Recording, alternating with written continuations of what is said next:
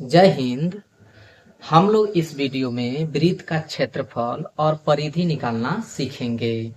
आपको मैथ नहीं आता है तो कोई बात नहीं, मैं आपको शुरू से और आसान भाषा में समझाऊंगा, आपको जरूर समझ में आएगा। तो हम लोगों का प्रश्न जो है ये है कि 21 मीटर त्रिज्या वाले 21 मीटर त्रिज्या वाले वृत्त का क्षेत्रफल और परिधि ज्ञात कीजिए। एक वृत्त है जिसकी त्रिज्या कितनी है, 21 मीटर है।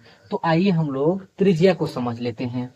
ये आप वृत्त देख रहे हैं, वृत्त के बीचों बीच में एक बिंदु है। यहाँ पे आपको एक बिंदु दिखाई दे रहा होगा बीचों बीच में।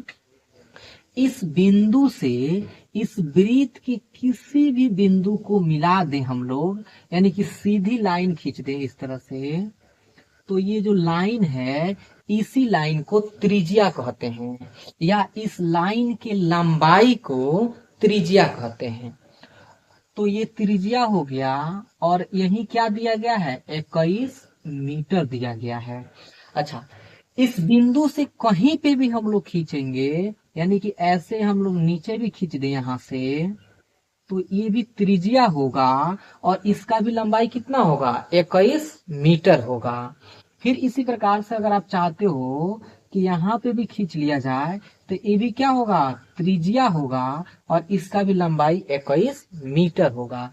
एम का मतलब क्या है, मीटर होगा। तो आप त्रिज्या को समझ लिए होगा। अच्छा, त्रिज्या को इंग्लिश में रेडियस कहते हैं, इसी कारण से इसको आर से लिखते हैं। क्या लिखते हैं, आर से लिखते हैं।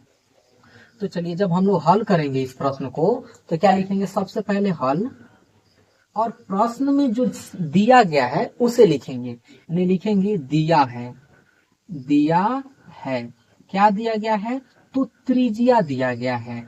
तो आप आर बराबर कितना लिखोगे, 21 मीटर। आर से रेडियस होता है, इसी कारण से हम लोग इसको आर बराबर लिख रहे हैं, ठीक है ना। त्रिज्या को इंग्लिश में रेडियस कहते हैं। चलिए, ये हो गया। अब क्षेत्रफल निकालना है तो लिखेंगे वृत्त का क्षेत्रफल। क्या, वृत्त का क्षेत्रफल का फॉर्मूला जो होता है पाई आर स्क्वायर होता है।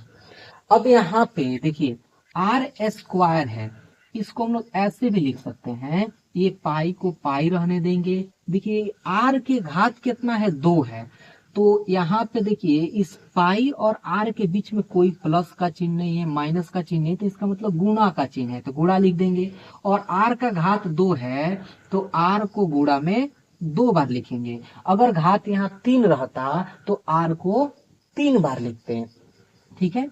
अब बात आता है कि ये पाई क्या है। तो पाई बराबर आप याद रखिएगा कितना, 22/7। कितना याद रखिएगा, 22/7, ठीक है। चलिए, अब यहाँ पे इसका हम लोग मान रखते चलेंगे। पाई का मान कितना रखेंगे, 22/7, गुणा का चिन्ह, आर कितना है तो 21 है, तो 21 गुणा, फिर आर एक बार और है तो कितना लिखेंगे, 21 लिखेंगे, ठीक है। अब देखिए ये 7 से ये 21 कई बार कैंसिल हो जाएगा, 3 बार में कैंसिल हो जाएगा, तो कैंसिल कर दिए। अब देखो कि ये 22 से इस 21 में गुणा होगा, फिर इस 3 में गुणा होगा, तो हम लोग इधर गुणा कर लेते हैं। देखिए ये रहा 22 और 22 में 3 से गुणा करिएगा आप, तो आपको कितना मिलेगा, 66, ठीक है। फिर इसमें किससे गुणा करिएगा, 21 से गुणा करिएगा। तो आप 21 से गुणा कीजिएगा तो कहिएगा सर जी एक के पहाड़ा 6 में पढ़ो 6, 1 के पहाड़ा 6 में 6, 2 बेर पढ़िए, 2 से गुणा करिएगा तो 2 छक 12, हासिल था 1, फिर 2 छक 12 और 1 13, यानी इसको जोड़ लीजिए 6 8 3 1, कितना आया, 1386 आया। तो यहाँ पे लिखेंगे 1386। अच्छा, अभी यहाँ पे आंसर नहीं होगा। देखिए ये मीटर में था त्रिज्या, तो यहाँ पे मीटर स्क्वायर लिखेंगे। क्यों, क्योंकि क्षेत्रफल जो होता है ना स्क्वायर में होता है, ठीक है।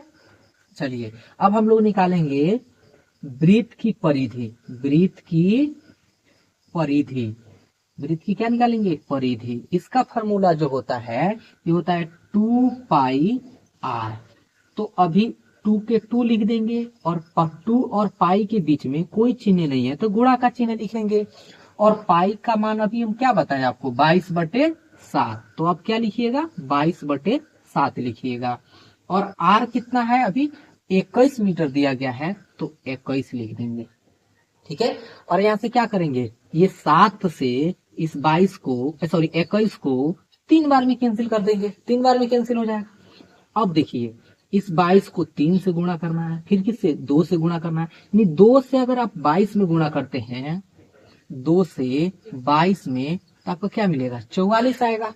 और इस 44 में भी आप किससे गुणा कर लीजिए, यहाँ पे आपको दिखाई दे रहा है, हाँ 44 में आप किससे गुणा करिएगा, 3 से। तो 3 से गुणा कर लीजिए, 3 चौका 12, हाथ से लिखा 1, 3 चौका 12 और 1 13, कितना आया 132। तो कितना लिखेंगे, 132।